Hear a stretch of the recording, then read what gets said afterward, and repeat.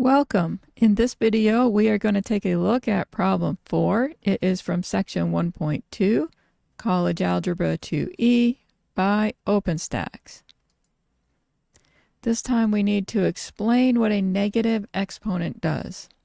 Well, a negative exponent switches the base from the numerator to the denominator or from the denominator to the numerator.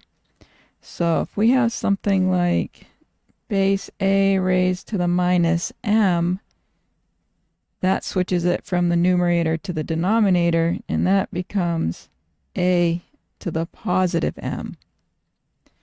If we have something like 1 over a to the minus m, this switches it from the denominator up to the numerator, a to the m.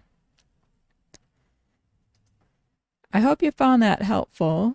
Let me know in the comments if you have any questions. Thank you for watching, and I'll see you in the next one.